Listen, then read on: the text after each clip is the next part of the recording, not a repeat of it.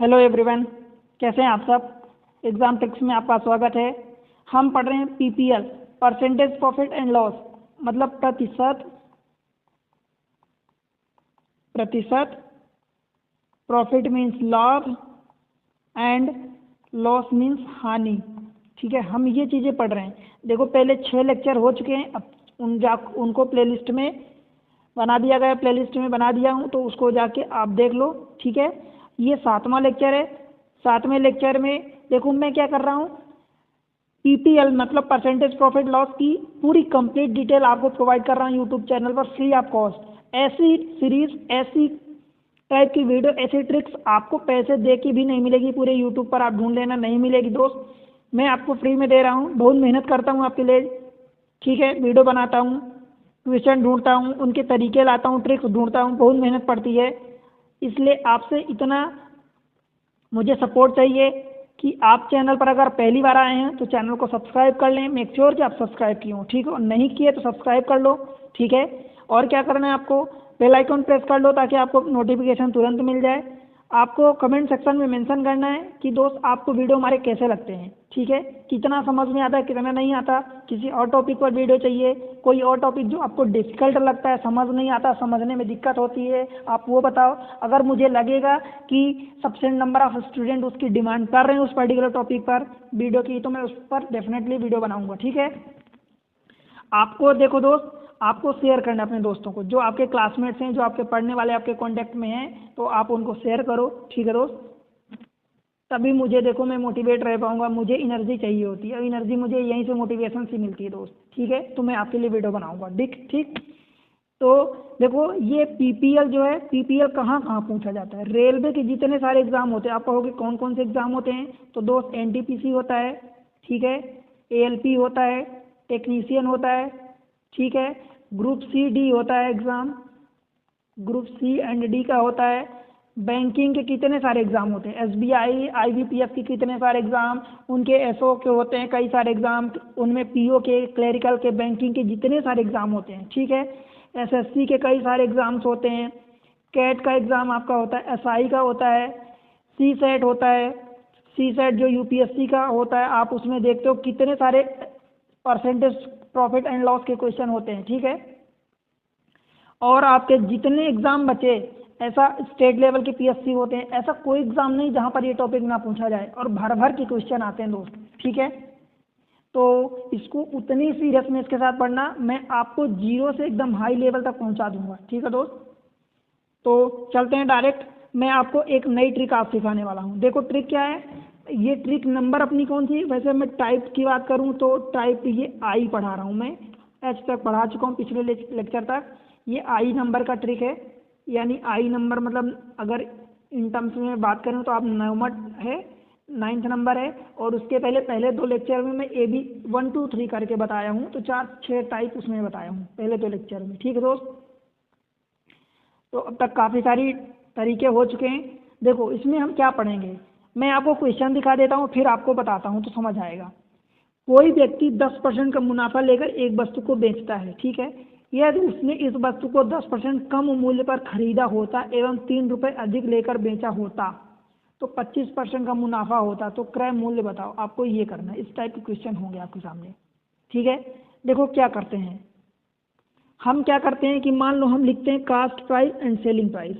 ठीक है, हम ऐसा लिखते हैं, पहले मान लो कि कास्ट प्राइस सपोज 100 थी, मान लो स्टार्टिंग में उसको सपोज 20% का फ़ायदा होता है, तो फ़ायदा होगा मतलब 20% का मतलब सेलिंग प्राइस उसकी 120% पहुंच जाएगी। ये सारी वैल्यू परसेंटेज में लिखी है, तो ठीक है दोस्त, ये परसेंटेज में है।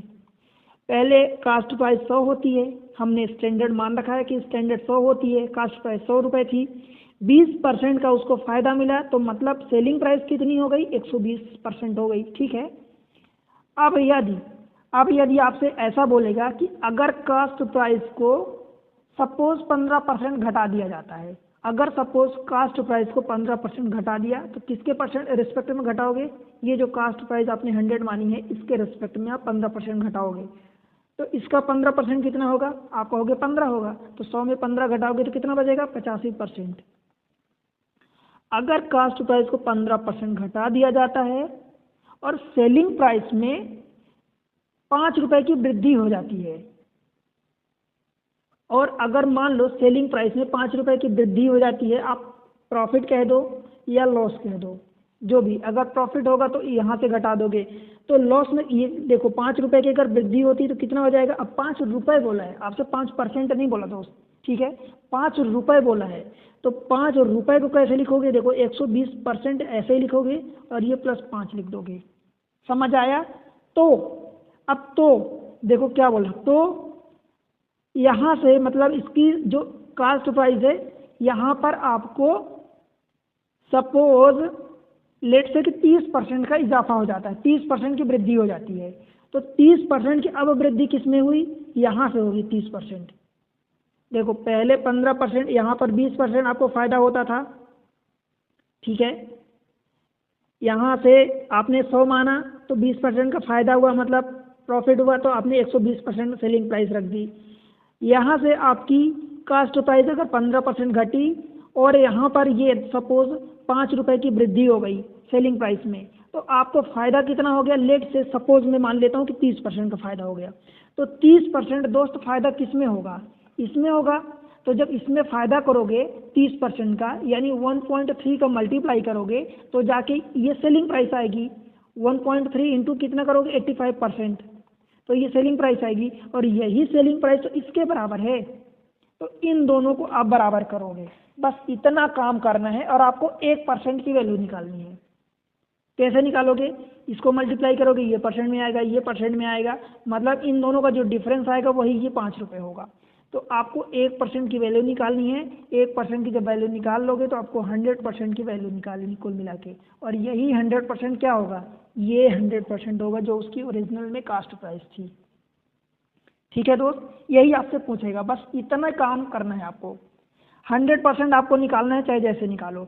अगर ये पूछता है कि उसकी ओरिजिनल में कास्ट प्राइस कितनी थी, ठीक है, और आपसे यही कास्ट प्राइस ही ओरिजिनल जनरली पूछता है। अब इसमें कभी कभी चेंजेस कर देता है तो वो अपन देख लेंगे। मान लो अब ये ओरिजिनल 100% की बजाय सेलिंग प्राइस पूछ दिया तो फिर 120% निकाल लोगे, तो वो देखना है कि आपसे पूछा क्या है। ठीक है दोस्त, ये प्रोसीजर हुई। आपको क्या करना है, आपने स्टार्टिंग में कास्ट प्राइस दिया, उसके कंपेयर में आपने सेलिंग प्राइस रखी कि इतनी इंक्रीज हो रही है, ठीक है, फिर उस कास्ट प्राइस के रिस्पेक्ट में आपने नई कास्ट प्राइस निकाली, उस सेलिंग प्राइस के रिस्पेक्ट में आपने नई सेलिंग प्राइस निकाली, ठीक है, और यहाँ से जो इम्प्रूवमेंट हुआ तो कास्ट प्राइस से आपने इंक्रीज कर दिया तो सेलिंग प्राइस आ गई, फिर इन दोनों को आपने इक्वल कर दिया तो आपका आंसर आ जाएगा। ठीक है, देखो क्वेश्चन करते हैं तो बेहतर समझ में आएगा। क्वेश्चन नंबर 1, कोई व्यक्ति 10% का मुनाफा लेकर एक वस्तु को बेचता है, ठीक है, यदि उसने इस वस्तु को ₹10 10% कम मूल्य पर खरीदा होता एवं ₹3 अधिक लेकर बेचा होता तो 25% का मुनाफा होता। ठीक है, देखो ये रहा, हमने कास्ट प्राइस रख दिया है, हमने सेलिंग प्राइस रख दिया, ठीक है, अभी तक कोई दिक्कत नहीं ना। देखो कोई व्यक्ति 10% का मुनाफा लेकर वस्तु को बेचता है, यानी अगर 100% पहले कास्ट प्राइस थी तो 10% का मुनाफा ले रहा, तो 100 पर 10% 10 होगा, तो ये कितना हो जाएगा 110%। बताओ कोई दिक्कत यहाँ तक।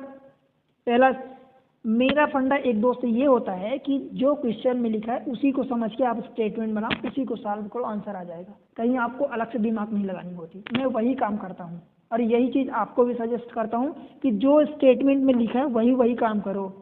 कोई ऐसा मैथमेटिशियन नहीं है दुनिया में जो नहीं लिखा उसको अलग से कुछ ला के करे, वहीं से सब करते हैं। इसलिए मैं आपको वही सुझाव देता हूँ कि जो क्वेश्चन में लिखा है उसी को करो और वहीं से आंसर आएगा। ठीक है, 10% का मुनाफा लेकर वस्तु को बेच दिया, देखो ये हो गया, ठीक। अब देखो दूसरा, यदि उसने इस वस्तु को 10% कम मूल्य पर खरीदा होता, अगर कास्ट प्राइस 100 थी, अगर यहाँ से 10% कम पर खरीदा होता, ये पहला केस है। अगर सेकेंड केस, अगर यहाँ से 10% कास्ट प्राइस कम खरीदा होता तो इसका 10% कितना होगा, 10 होगा। 100 का 10% 10 होगा, तो 100 में से 10 माइनस करोगे तो ये 90% पर अगर खरीदा होता तो, ठीक है, होता, एवं ₹3 अधिक लेकर बेचा होता। पहले कितना बेचा था, 110% पर, अब ₹3 अधिक लेके बेचा होता, मतलब 110% प्लस 3 में बेचा होता। समझ आया, ₹3 अधिक लेकर बेचा होता ये, तो 25% का मुनाफा होता। पहले 10% मुनाफा होता था, अब 25% का मुनाफा होगा।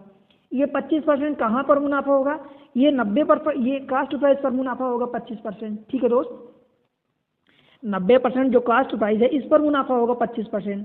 तो आप 25% को 1.25 लिख सकते हो इंटू 90%। ठीक है, और ये दोनों बराबर होंगे, इन दोनों को बराबर करना है आपको। समझ आया? देखो 90 यानी ये कितना हो जाएगा, अब इसको मल्टीप्लाई कर लो। देखो तो 12 नैया 108 और आधा का 9 बार मल्टीप्लाई करोगे तो 4.5 होगा। तो 112 नैया 108 और 112 हो जाएगा और 112.5%। ठीक है, ये वाला हुआ बराबर। इसको बराबर करो 110% और प्लस का 3। समझ आया?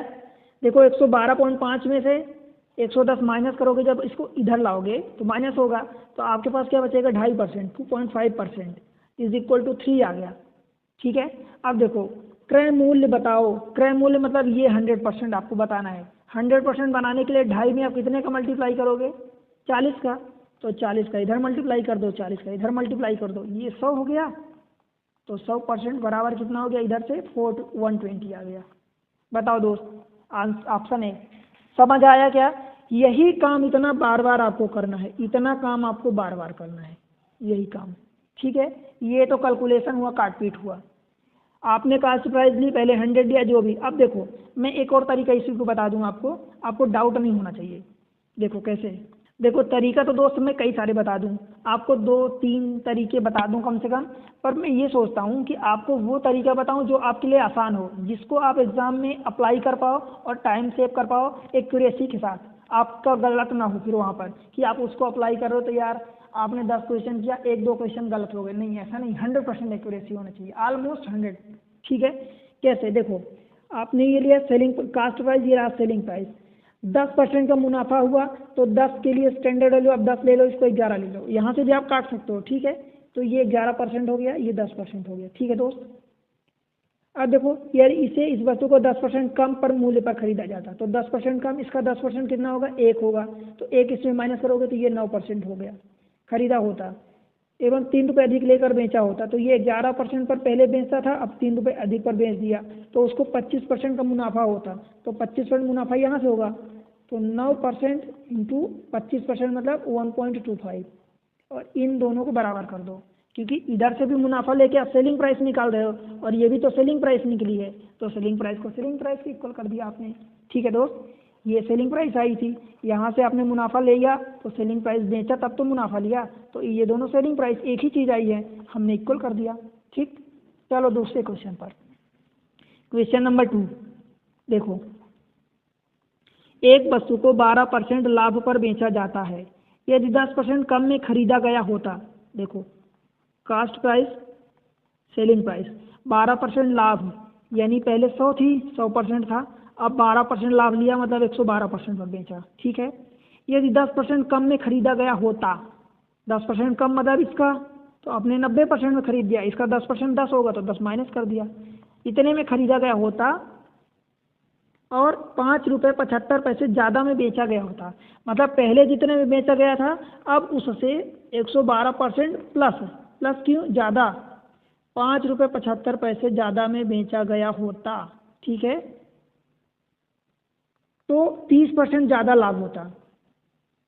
ज़्यादा नहीं लिखा, 30% लाभ होता, मतलब यहाँ से 30% लाभ होता। दैट मीन्स क्या करोगे, 90 में 30%, 30% मतलब 1.3 मल्टीप्लाई कर दोगे। क्यों, क्योंकि 1 तो ओरिजिनल वैल्यू है, ये परसेंट में है। ठीक है दोस्त, 90% है, इसमें 1.3 का मल्टीप्लाई कर दिया, कोई दिक्कत? या मैं इसी चीज़ को क्या ऐसा लिख दूँ कि 130/100, तो आप ही ज़बरदस्ती उल्टा सीधा करोगे, इसलिए 1. ये 00 1 कट गया, 10 बचा, यहाँ हमने डेसिमल लगा दिया। ठीक है, देखो 13 नंबर ये 117% हो गया। अब देखो ये 112% प्लस 5.75, बताओ 112% को जब उधर ले जाओगे, ये इधर, तो कितना हो जाएगा, 5% बचेगा, बराबर कितना आ गया, 5.75। ठीक है, 5%। आपसे क्या पूछा है, वस्तु का क्रय मूल्य, मतलब ये वाला 100% आपसे पूछा है। अब इसमें 20 का मल्टीप्लाई इधर कर दो तो ये 100 बन जाएगा, 20 का इधर मल्टीप्लाई कर दो, 2 का मल्टीप्लाई करोगे देखो तो एक, देखो ये 0 इधर आ गया तो 57.2 हो गया। देखो ऐसे मल्टीप्लाई कर दो, 5 दूनी 10, एक ये जीरो था, एक ये जीरो है, 5 दूनी 10 कैरी 1, 5 दो सत्ते 14, 1 15 कैरी 1, 2 पंचे 10, 1 11। ठीक है, ये आपने डेसिमल 2 दांत यहाँ लगा दिया, 115 रुपये आ गया। ठीक है, ऑप्शन बी। समझ आया? यही काम हर बार करते हैं। अगले क्वेश्चन पर चलते हैं। क्वेश्चन नंबर 3 देखो, एक पुस्तक विक्रेता एक किताब को 10% लाभ पर बेचता है। यदि वह किताब को 4% कम मूल्य पर खरीदता तथा 6 रुपये अधिक मूल्य पर बेचता, मतलब जितने पर भी खरीद रहा, जितना प्रॉफिट ले रहा, अगली बार क्या करता है कि अगर खरीदने में कम और ज़्यादा कम में खरीदता और ज़्यादा में बेचता तो उसको आपको सीधी सी बात है कि ज़्यादा प्रॉफिट होगा। अब वही आपको बताना है। ठीक है, this is cost price, this is selling price. ठीक है, पहले 10% ज़्यादा, मान लो मैंने 10% ले लिया, 10% लाभ पर बेचता है, तो अगर मान लो मैं 100 लेता तो 110 लिखता, 10 लिया तो 11% लिख दिया। बताओ कोई दिक्कत है भाई? ठीक है, चलो 110 100 ले लूँ, कोई दिक्कत? चलो 110 ले लेता हूँ। ठीक है, अब देखो लाभ पर बेचता, यदि वह उस किताब को 4% कम मूल्य पर बेचता खरीदता। मैं 10 इसलिए नहीं लिया क्योंकि 10 में से 10 का 4% फिर निकालोगे तो 0.04 हो जाएगा, फिर उसको तो काफ़ी सारा वो क्रिटिकल हो जाएगा, थोड़ा सा दिखने में डेसिमल में आ जाएगा। 4% कम में अगर मूल्य पर खरीदता तो इसका 4% 4 होगा, तो 4 माइनस कर दोगे तो 96% पर आप खरीदेगा। ठीक है, सेकेंड टाइम, तथा 6 रुपये अधिक मूल्य पर बेचता। अभी 110% पर बेचता था, अब 6 रुपये ज़्यादा पर बेचेगा। ठीक है दोस्त, तो उसे 18.75 3/4 है, मतलब 18.75 का लाभ होता। लाभ कहाँ से होगा? यहाँ से होगा। तो मतलब इसके बराबर क्या कर दोगे आप? 96 इंटू 18.75 लिख सकते हैं क्या ऐसा? और जब उसमें एक का मल्टीप्लाई करोगे तो मतलब 1.1875 हो जाएगा।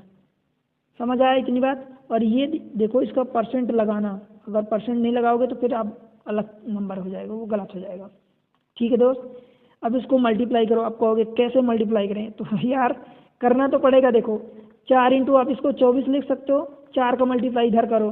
देखो तो 24 इंटू 4 पंचे 20 कैरी 2, 4 सते 28, 2 30 हासिल 3, 4 अठे 32, 3 35 हासिल 3, 4 एक कम 4, 3 7 और 4 एक कम 4, 1 2 3 4, तो 2 यहाँ, अब यहाँ 4.75 आ गया।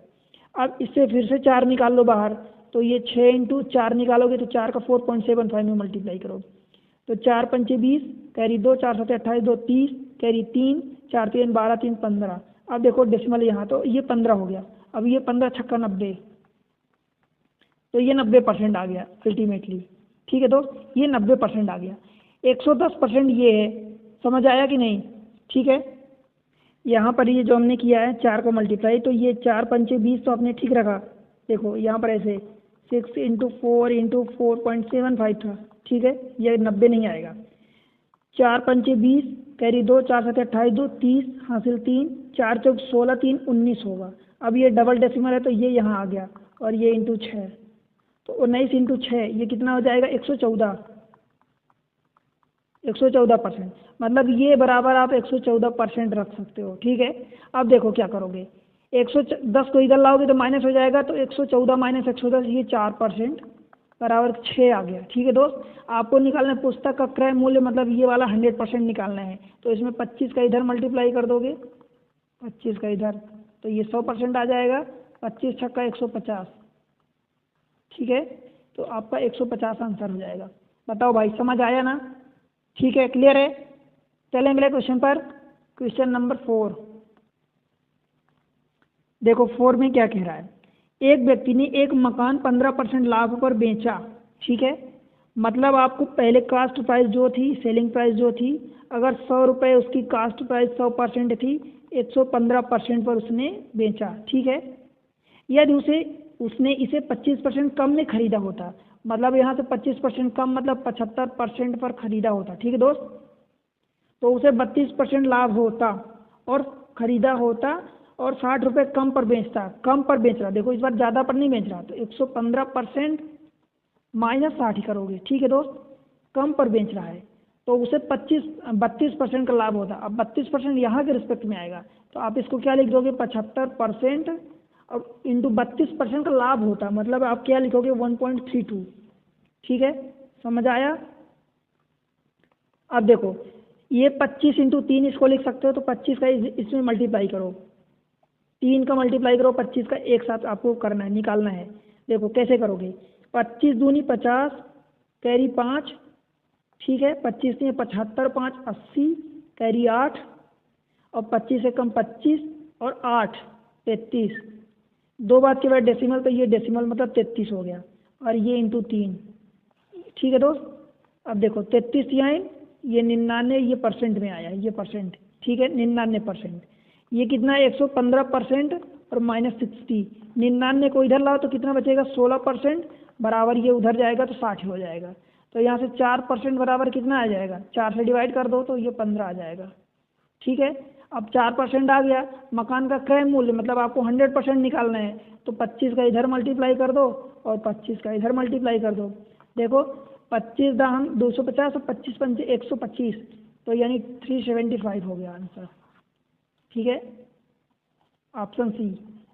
समझ आया दोस्त, हर बार यही काम कर रहे हैं, आपको समझना है कि यही काम करना है। ठीक है, कोई डिफिकल्ट नहीं है, देखो डिफिकल्ट नहीं है, बस आपको एक बार दिमाग लगाना है। ठीक है, और अब तक समझ में आ गया होगा, अब आई होप कि आपको दिमाग में पूरी तरह से क्लियर होगा। ठीक है दोस्त, जितना आपको समझ आया अब मुझे बताओ कि कितना आपको समझ आया। ठीक है, चलो क्वेश्चन नंबर ये 5वां है, आई थिंक 5th है, यस 5th। देखो एक वस्तु को 20% लाभ पर बेचा जाता है, ये रही कास्ट प्राइस, ये रही सेलिंग प्राइस। मैं इस बार परसेंटेज की बजाय कोई नंबर ले लूँ दोस्त, 20% लाभ पर, यानी चलो मान लो कि 20% को आप क्या लिख सकते हो, 1/5 लिख सकते हो। तो कास्ट प्राइस के चलो मैं 5x ले लेता हूँ। ठीक है, 5 क्यों नहीं ले रहा हूँ, x क्यों ले रहा हूँ, क्योंकि दोस्त ये नंबर ऐड करवाएगा, तो अगर मैं 5 लूँगा फिर 5 में 20 ऐड करूँगा तो समझ ही नहीं आएगा कि कौन सा नंबर है, कौन सा परसेंटेज है या कौन सा रेशियो है। ठीक है, इसलिए मैंने 5x ले लिया। तो अगर उसको 20% का लाभ होता, मतलब ये 1 रुपये का, ये x, ये x, मतलब 1x का लाभ होगा, मतलब ये हमने सेलिंग प्राइस 6x कर दिया। ठीक है, आप परसेंट लेके कर दो, एक ही बात है। ठीक है, यदि क्रय मूल्य एवं विक्रय मूल्य दोनों ही 20 रुपये कम हो तो, मतलब देखो क्रय मूल्य मतलब ये भी 20 रुपये कम करवा दिया इस बार, और ये भी 20 रुपये कम करवा दिया। ठीक है, क्रय मूल्य और विक्रय मूल्य दोनों को कम करवा दिया। 20 रुपये कम हो तो लाभ परसेंटेज पहले से 10% ज़्यादा हो जाता है। देखो पहले से 10% ज़्यादा हो जाता है, ये नहीं कह रहा कि 10% ज़्यादा 10% होता है लाभ, पहले से 10%, यानी पहले 20% लाभ होता था तो उस पर से इस बार 30% लाभ होगा, मतलब इस बार 30%, यानी ये चीज़ सेलिंग प्राइस आई है। जब इसमें लाभ का मल्टीप्लाई करोगे, कितना करोगे, देखो 5x और -20 में जब आप 30% बढ़ा दोगे, 20% पहले था, 10% फिर से हुआ, मतलब 30%, तो आप 1.3 का मल्टीप्लाई कर दो। ठीक है, समझ आया, तो इन दोनों को इक्वल कर दो बस। देखो ये 6x - 20 इज इक्वल टू 13 × 5 = 65, यानी 6.5x, और -13 दूनी 26। ठीक है, ये हो गया। अब ये 6.5 इसको इधर लाओगे तो कितना बचेगा, 0.5x बराबर, ये 26 इधर जाएगा तो 26 - 20 मतलब 6 हो गया। तो आप x बराबर निकाल सकते हो क्या, देखो आपको क्या निकालना है, कि वस्तु का क्रय मूल्य यानी 5x निकालना है आपको। देखो 0.5x निकल आया आपको, अब 5x निकालना है, यानी 10 का मल्टीप्लाई कर दोगे, 10 का इधर भी मल्टीप्लाई कर दो तो 5x हो जाएगा, 10 का इधर भी मल्टीप्लाई कर दो तो ये 60 हो जाएगा। बताओ भाई, समझ आया, ऑप्शन बी, समझ आया ना, क्लियर दोस्त। ठीक है, चलो ये क्वेश्चन आप कर लो, समझ आया तो आपको ये क्वेश्चन नंबर 7वां है ना, क्वेश्चन नंबर 6 बन जाएगा। आपके लिए होमवर्क दे दूँ ये, एक वस्तु बेचने पर एक औरत 20% लाभ कमाती है, यदि उसने इसे 1000 रुपये कम पर खरीदा होता और 400 रुपये कम में बेचती तो उसे 40% का लाभ होता। वस्तु की प्रारंभिक मूल्य क्या था। कर लोगे कि मैं आधा कर दूँ, आपको हिंट दे दूँ, चलो हिंट दे देता हूँ आपको, आपका आंसर इसमें आपको बताना है, मैं कैलकुलेट नहीं करूँगा। ठीक है दोस्त, देखो ये कास्ट प्राइस है, ये सेलिंग प्राइस है। ठीक है, वस्तु को बेचने पर 20% का लाभ कमाती है, चलो 20% मतलब 20% को आप क्या लिखोगे, 1/5 लिखोगे, x मान लेता हूँ, तो मान लो कि 5x उसने खरीदा, तो 6x पर 1x का फ़ायदा लेके उसने 6x पर बेच दिया, ठीक है। यदि उसने इसे 1000 रुपये कम में खरीदा होता तो 5x माइनस 1000 रुपये, सेकेंड केस है ये, पहला केस 1000 रुपये कम में खरीदा होता एवं 400 रुपये कम में बेचती, मतलब जो पहले 6x में बेचा था 400 रुपये कम, यानी -400 कर दोगे, ठीक है, बेचती, तो उसे 40% लाभ होता। 40% लाभ कहाँ से होगा, इसके कंपेयर में 40% लाभ होगा, तो आप इसके बराबर कर दो, इसी में 40% का लाभ यानी 1.4 का मल्टीप्लाई करके बराबर कर दो, ठीक है। क्यों दोस्त, क्योंकि ये कास्ट प्राइस थी, जब इसमें आपने 40% ज़्यादा का मल्टीप्लाई करोगे प्रॉफिट वाला हिस्सा मिला के, तब तो ये सेलिंग प्राइस बनेगी। अब इन दोनों को सेलिंग प्राइस को बराबर कर दो, बस यहाँ से आपको निकालना क्या है, 5x निकालना है, ठीक है, वस्तु का प्रारंभिक मूल्य, और आंसर इसका कमेंट सेक्शन में मेंशन करना है, ठीक दोस्त। चलिए अगले क्वेश्चन पर, क्वेश्चन नंबर 7। देखो, एक आदमी किसी वस्तु को 25% लाभ पर बेचता है। देखो, ये रही कास्ट प्राइस, ये रही सेलिंग प्राइस, ठीक है।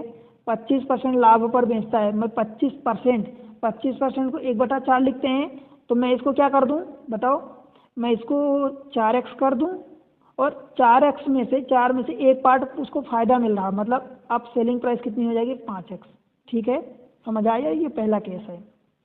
अगर उसने इसे 900 कम में खरीदा होता, यानी 4x माइनस 900 कम मतलब माइनस कर दिया सेकेंड केस में, ठीक है, और 900 कम में बेचा होता, मतलब बेचने का भी कम कर दिया 900, उसने जो कह रहा है वही हम कर रहे हैं, कुछ अपने से नहीं कर रहे हैं, ठीक दोस्त।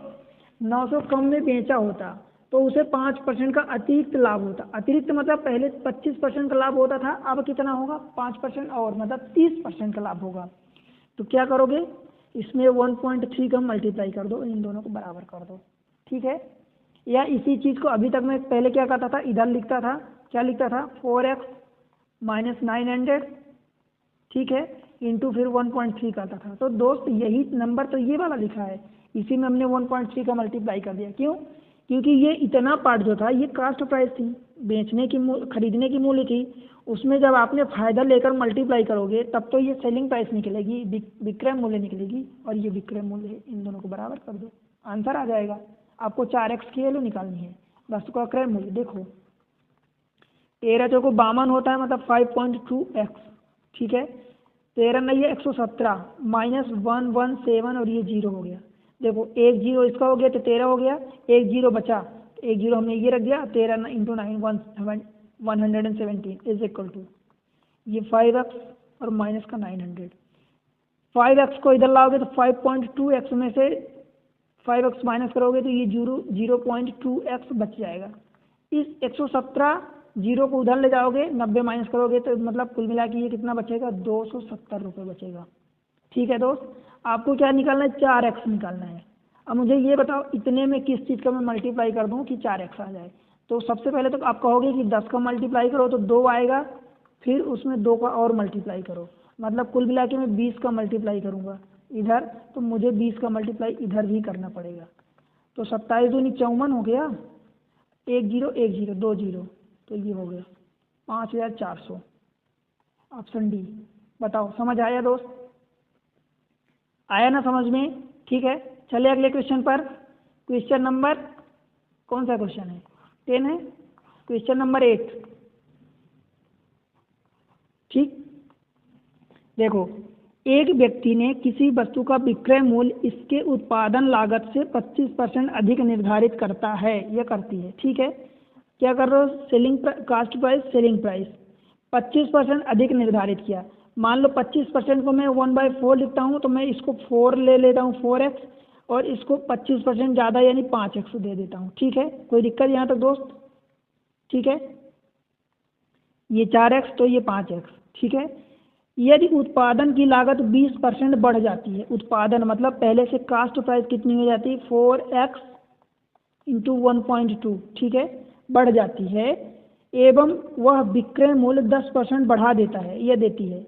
10% बढ़ाएगा मतलब 5x इंटू 1.1, ठीक है, ये सेलिंग प्राइस है, ये कास्ट प्राइस है अभी, ठीक है। तो उसका प्रतिशत लाभ होगा, अब ये आपको बताना है, ठीक है। कैसे निकालेंगे, इस बार क्वेश्चन अलग है, देखो कैसे अलग है। ये तो आपकी कास्ट प्राइस है, तो 12 चौक 48 मतलब 4.8x हो गया, ठीक है। और 11 पच्चीस 55 मतलब 5.5x। अब बताओ ये कास्ट प्राइस है और ये सेलिंग प्राइस है, उसको कितना लाभ होगा, तो लाभ यहाँ से देख लो।